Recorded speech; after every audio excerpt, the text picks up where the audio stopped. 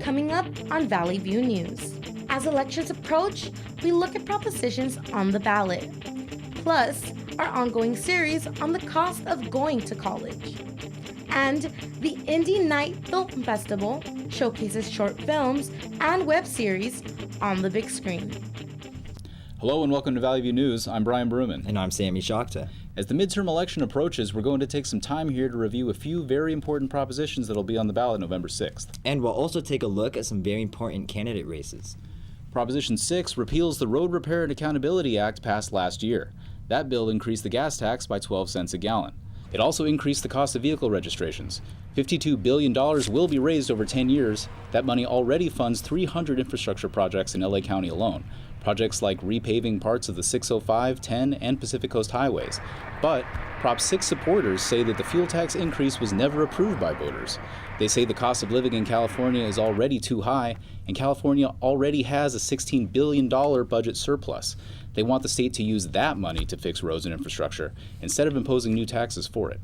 Prop 6 opponents claim that road repair projects already underway will lose funding if it passes. For drivers, that could mean higher costs to fix vehicles damaged by decrepit roads. Worst-case scenarios involve people dying because of poorly maintained bridges and roads. These opponents say gas tax funds will continue to help communities and upgrade numerous infrastructure projects across the state. In the meantime, Prop 6 supporters say state legislators reduced Caltrans spending by 18% in the last 10 years. Lastly, they say the way the current tax bill works means taxes will increase every year, making California more expensive to live in. A recent poll by the California Public Policy Institute shows 41% of voters are in favor of Proposition 6, with 48% against it. Prop 10 is also on the ballot. If voted in, it would let cities put new restriction on rents. It would also expand existing rent control policies. The government could incur some additional costs as well. Arguments favoring Prop 10 claim that rents are already too high. Prop 10 will free local communities to decide what rent control measures they need. At the same time, it's believed that Prop 10 will help tenants save money that could be spent on other things. Prop 10 opponents say it will put more bureaucrats in control of rent control laws. That will make the housing crisis worse. They say if it's adopted statewide, there will be less construction and rental property values will drop.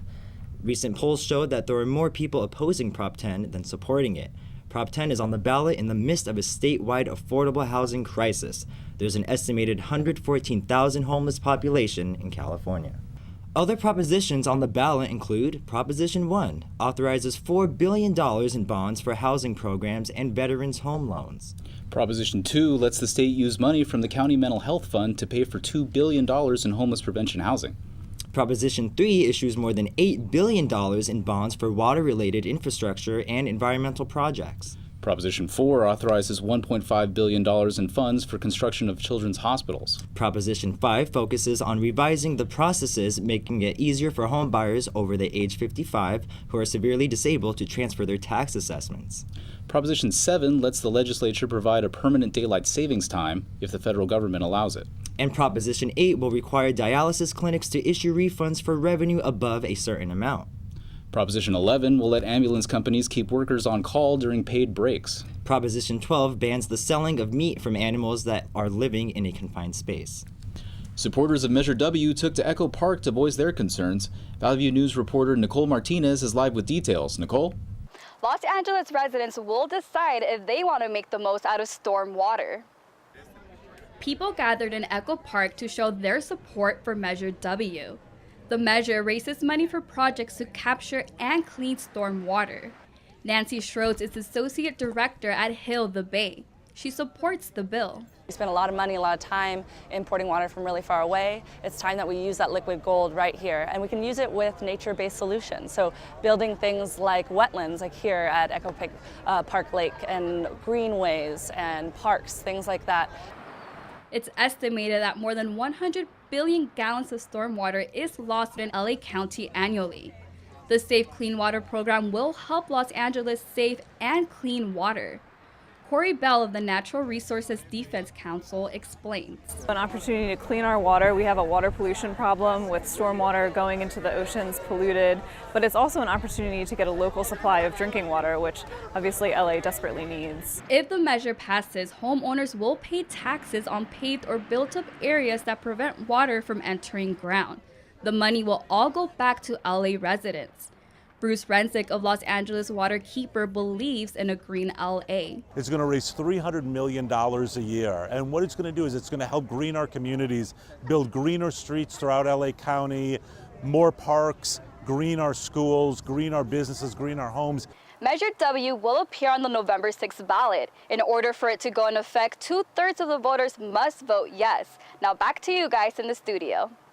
Senator Dianne Feinstein is leading her fellow Democrat opponent, State Senator Kevin DeLeon, in California's U.S. Senate race. Both Feinstein and DeLeon have similar stances on hot-button issues, but Feinstein attacked DeLeon for his stance on a bill pertaining to California's water supply.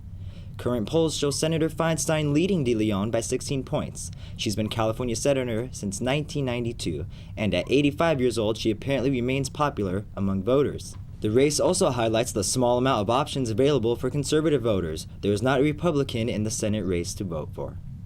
Jerry Brown's term as California governor is coming to an end. The two frontrunners to replace him are Democrat Gavin Newsom, the current lieutenant governor of California, and Republican John Cox, a businessman and accountant from Illinois. The candidates will have to tackle the marquee issues in California: homelessness, the housing crisis, and climate change. Newsom and Cox's approaches to these and other issues are largely in line with their political parties, with Cox advocating for free markets and deregulation, and Newsom pushing for the state to raise funds and use policy to solve these issues. Outgoing Governor Brown is well aware of the work ahead for the next governor. In his final State of the State address, Brown said to whomever the winner is, "What's out there is darkness, uncertainty, decline, and recession. So good luck to you, baby." Congressman Brad Sherman and his opponent Mark Reed will face off during this midterm election to represent California's 30th District. Sherman, a Democrat, has been congressman since 2013. His opponent, Mark Reed, is running as a Republican. Preliminary polls indicate that Brad Sherman is expected to win again. In case you're wondering which district you're in, the 30th District covers the western San Fernando Valley of Los Angeles County and the eastern Simi Hills of Ventura County. As a reminder, November 6th is Election Day. If you don't have a car but you want to go vote on Election Day, Uber and Metro are helping you out. Metro is offering free rides on its buses and trains on Election Day.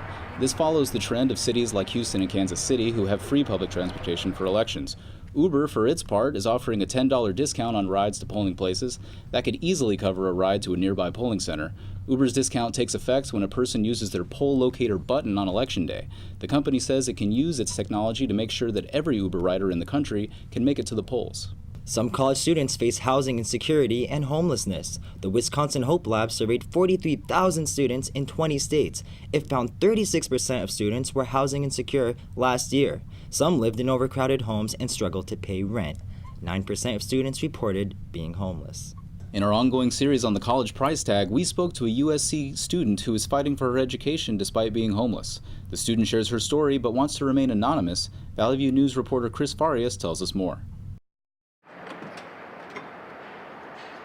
32-year-old Amanda Santos is a senior honor student at USC studying business. But unlike your average undergrad, she's not living in a dorm. She lives here, in this parking structure, in her car. Nothing is worse than being homeless. It was really a shock. I didn't know what to do or how to react. She found herself in an abusive 8-year marriage and decided to look for help. She reached out to the Office of Equity and Diversity inside the credit union building at USC. For her own safety, the investigators told her to leave her home and husband immediately. They promised to provide her with housing at a hotel near USC. I even told them, what's going to happen a week from now? I'm going to be homeless. No, we're going to figure it out. And a week later, they say, I'm sorry, but there's nothing I can do for you. You're homeless. At a school with an annual tuition of $50,000 a year, she was able to pay this semester with financial aid. She hasn't attended classes because she's scared her peers will figure out she's homeless. I felt that kind of everybody knew that something's going on, so that's why I couldn't go to classes anymore. I was having bad panic attacks. It's been over a month and a half since Amanda began sleeping in her car. Although she received food stamps this month, she's worried about something even more important. I'm losing the most precious thing in my life, which is my education, the thing that kept me going all this time. Amanda's reaching out to her professors and hopes she can get an extension to turn in her missing work. She's afraid she won't be able to graduate next semester if she remains homeless. In Northridge, reporting for Valley View News, I'm Chris Farias. The synagogue shooting suspect made his first court appearance earlier this week. Robert Bowers entered the courtroom in a wheelchair. He faces 29 federal charges after he was arrested for killing 11 people at the Tree of Life synagogue. The U.S. attorney in Pittsburgh says he'll seek the death penalty. Bowers is expected to return to court on November 1st. Earlier this week, CSUN students held a vigil remembering the shooting victims. The students prayed, lit candles, and held a moment of silence to honor the victims. Communities across the nation are holding vigils and standing in solidarity with the victims. Suspected package bomber Cesar Sayoc had his first day in front of a judge in a Miami court. Sayoc is being charged with mailing 14 known packages filled with pipe bombs to people critical of President Trump.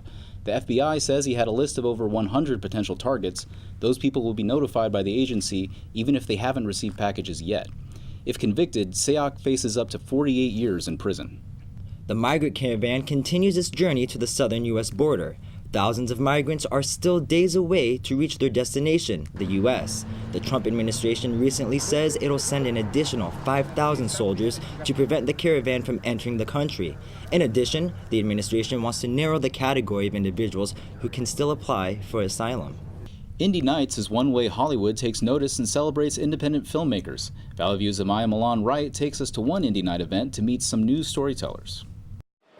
Every Saturday at 2:30 p.m., an event called Indie Night Film Festival is held in Hollywood. For this showcase, actors and actresses from the films Just Jackie and Finding Home gather on the red carpet to take pictures. The director of Just Jackie says Nikki Bates, who plays the leading role, wanted to dedicate this web series to the Me Too movement. So she decided to write these 2 episodes about her experiences in having some sort of unwanted, approach. This film turned out to be an autobiographical web series speaking on Nikki's experiences. Nikki didn't discuss her personal connection, but she did speak about why this project is so important to her. You know, I'm 43 years old, and I got tired of sitting around waiting for somebody to tell me that I was right for a job, so we decided to create a job for ourselves. Actors from the film Finding Home hit the red carpet. Actor Dejon Paramore shared how he was looking forward to seeing how the film would turn out after long hours of rehearsal. It took, I think, when they say 2 or 3 days, and it was just like constant, nonstop, like from sun up to sundown, we was like getting it. The TCL Chinese Theater has a history of being a place where actors thrive.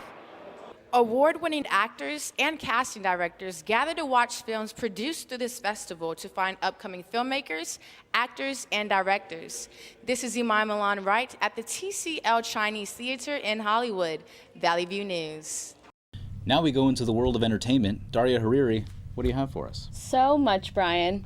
22-year-old rapper Tekashi 6ix9ine was involved in a brawl that turned into a shooting. It happened just hours after he was sentenced and placed on probation in criminal court. Deputy Inspector Kathleen Walsh says how the brawl all started. Some males tried to enter the restaurant and were denied by the private security. These males came back a short time later and struck one of the private security guards over the head with a chair. This security guard produced a licensed handgun and fired 2 times, striking one of the individuals in the torso. This individual was removed to an area hospital where he's being treated. The rapper was sentenced to 4 years probation after pleading guilty for having sex with a minor. NBC canceled Megyn Kelly's show after she made a controversial remark about blackface. Even after she apologized, NBC said Kelly would be replaced temporarily by Today's Show co-anchors. During her show, Kelly said that dressing up in blackface was okay when she was a kid, as long as it was a Halloween costume. The next day, she apologized on air, saying given the history of blackface and racism in the U.S., it was never okay to even wear blackface as a Halloween costume. The question still remains as to what will happen with Kelly's $69 million 3-year contract. Johnny English Strikes Again, starring Rowan Atkinson, hits theaters last week. This is the 3rd movie in the Johnny English series. If you haven't seen it yet, here's a little preview for you and a sit-down interview with Rowan Atkinson. arm the missile. They're just cyclists, sir. They're French cyclists, Bob, and they're obstructing Her Majesty's Secret Service. I think he's a fun character. I enjoy playing Johnny English because he's silly and he's sort of smug. I enjoy this sort of smug pride that he has. He thinks he's James Bond, and he'll always think he's James Bond no matter how much goes wrong for him and no matter how much he ill-judges situations and fails to achieve the goals that he's trying to achieve. The film has made $96.4 million in the box office. Now, with some spooky box office news, David Gordon Green's film Halloween, starring Jamie Lee Curtis and Michael Myers, on the big screen. The horror film brought in over $172.2 million worldwide, making it #1 in the box office right now. Box Office Mojo said Halloween has helped contribute to this month being the highest-grossing October of all time, with grosses topping $785 million, with 3 days in the month left to go. That's it for entertainment news. I'm Daria Hariri. I'll catch you guys next week. Thanks, Daria. More to come on Valley View News. Brazil has a new president. And our sports reporter Caitlin Von Meter will tell us about Week 8 in the NFL.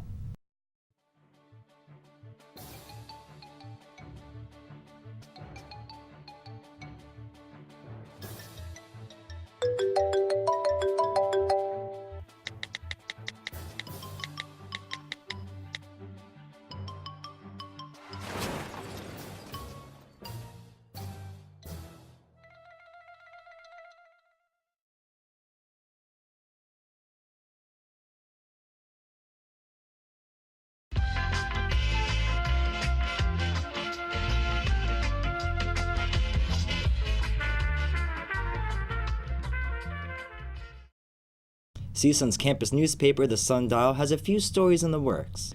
Here's the Sundial's editor-in-chief, Augustine Garcia, with details. Thanks, Sammy and Brian.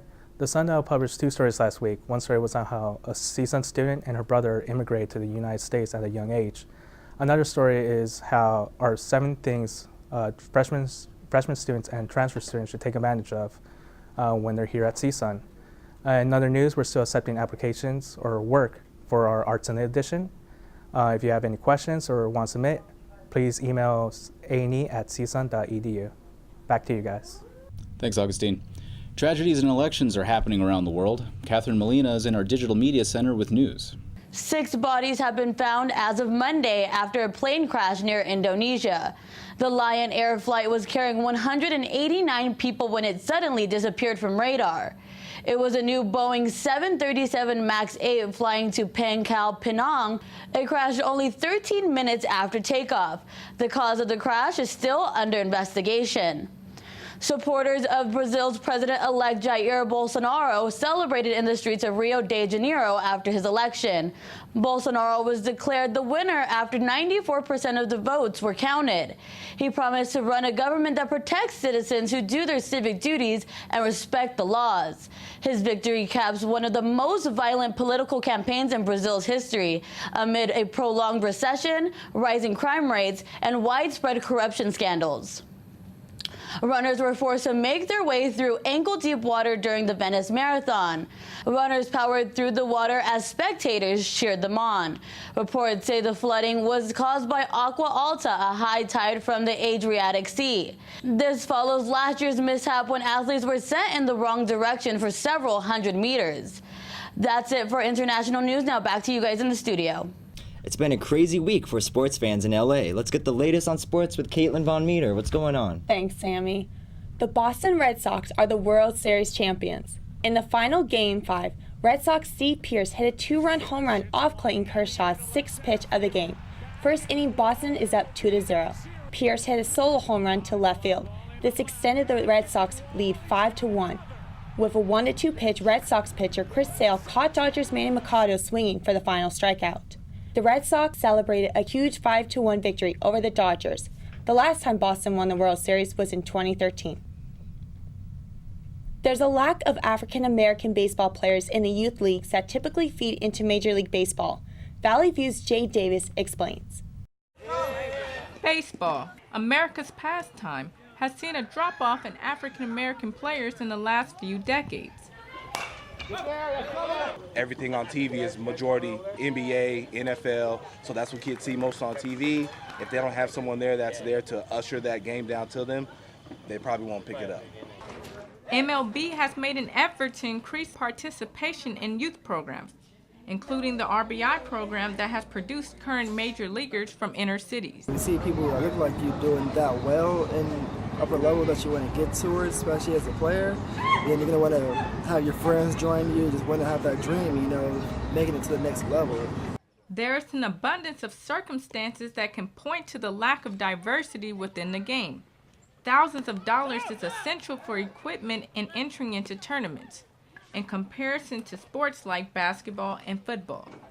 Baseball is a game that requires resources. There's bats, gloves, entry fees to tournaments. So, I mean, a lot of stuff is difficult to come up with if you're not from a two-parent household. MLB joined USA Baseball, which was established to showcase the best young African-American ball players in the country. This camp was created to focus primarily on pitchers and catchers from minority high schools. I learned about people like Roy Campanella and people who can play other positions just like that. I know we're not confined just to the fastest positions in the field. 71 years after Jackie Robinson broke the color barrier for Major League Baseball, statistics still show a decline in African-American ball players. From Northridge, I'm Jay Davis reporting for Valley View News. The Los Angeles Rams remain undefeated as the team improved to an 8-0 record. The Rams beat the Green Bay Packers 29-27 in a thriller at the Los Angeles Memorial Coliseum. Rams running back Todd Gurley ran for 114 rushing yards and caught 81 receiving yards, including a touchdown. Rams quarterback Jared Goff threw for 295 yards and 3 touchdowns and no interceptions. He hit second-year wide receiver Josh Reynolds in the end zone for 2 touchdowns. Packers quarterback Aaron Rodgers then threw a laser pass to rookie wide receiver Marquez Valdez-Scantling for a touchdown. The Packers then took the lead 27-26 in the fourth quarter. However, not to be denied, Goff led his powerhouse offense back down the field for a game-winning field goal, and the Rams sealed the win after the Packers' Ty Montgomery fumbled a kickoff return with 2 minutes left in the regulation. The Tampa Bay Buccaneers quarterback Jameis Winston was benched in the third quarter against the Cincinnati Bengals. Winston threw 4 interceptions. This pick, which was the last straw for Buccaneers coach Dirk Koetter.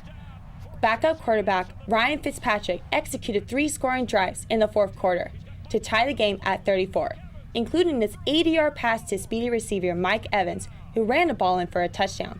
The Buccaneers' effort fell a little short as the Bengals kicker drilled a game-winning field goal as time expired. Tampa Bay dropped to 3-4, and Cincinnati moved on to 5-3. Week 9 starting quarterback for the Buccaneers is to be determined. That's all for sports. Back to you guys. Thank you, Caitlin. Coming up on Valley View News, 2 people won the Powerball. Also, children around the world are living in heavily polluted areas. Stay with us.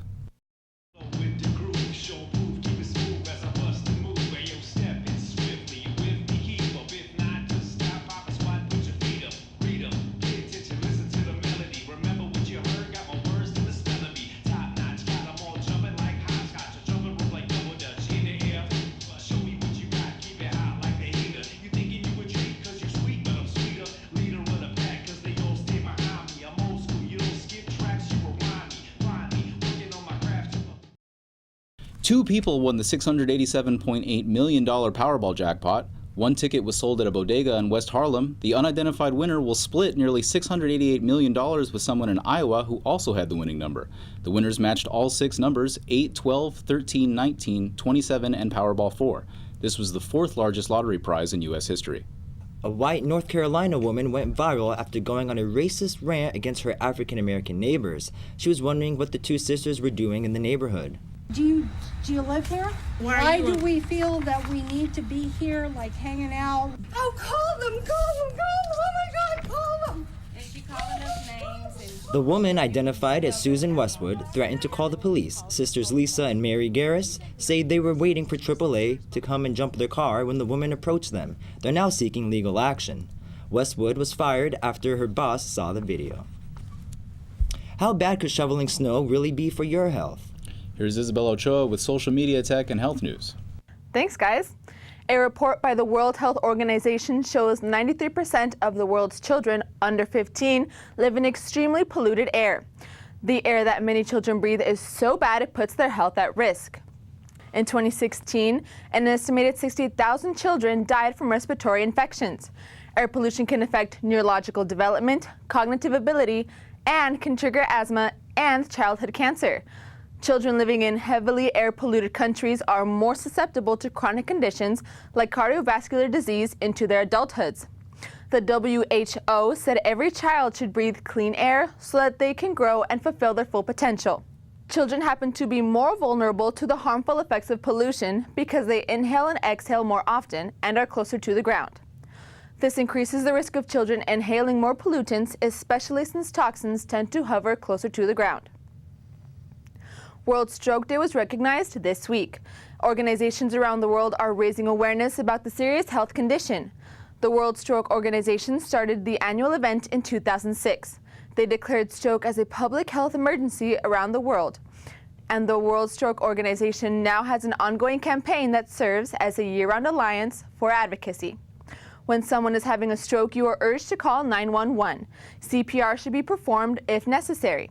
Individuals having a stroke should look out for symptoms like facial drooping and slurred speech. Although stroke symptoms vary from person to person, doctors say strokes can come on suddenly. If someone is experiencing a stroke, they should not drive themselves to the hospital. A study by the Journal of the American Medical Association says that the cold weather can negatively affect your health. A person is at an increased risk of having a heart attack. Researchers say seasonal affective disorder, as it's called, affects people when the seasons begin to change. Some factors that increase heart attacks are low temperatures, strong winds, low amounts of sunshine, and low atmospheric pressure in the environment. The American Heart Association says that cold weather activities such as shoveling snow could increase the chances of a heart attack. People living in areas experiencing cold snaps should stay indoors and reduce physical activity in order to reduce the chance of a heart attack. General Motors is encouraging the government to put more electric cars on the nation's roads. They took the stance after the Trump administration proposed to remove fuel economy requirements from vehicles. A nationwide program would look pretty much like California's zero-emission vehicle program. GM's plan would require automakers to sell a certain number of zero-emission cars. One GM executive said, "We believe in a policy approach that promotes U.S. innovation and starts a national discussion on the use of electric vehicles." The Trump administration proposal will reverse the Obama administration's requirements. That's it for social media, health, and tech news. Brian and Sammy, back to you. Thank you. This week started off with National Cat Day. What better way to start off your Monday? Not only is National Cat Day filled with adorable cats, it serves a greater purpose, the adoption of cats. National Cat Day was originally created back in 2005. You could do your part to adopt a cat at a shelter nearest to you. National Cat Day has helped rescue over 1 million cats, helping them stay out of the streets and into loving homes. Well, that's all for us at Valley View News. Thank you so much for watching. I'm Sammy Shakta. And I'm Brian Baruman. For news any time of day, go to our website, sundial.csun.edu. See you next week.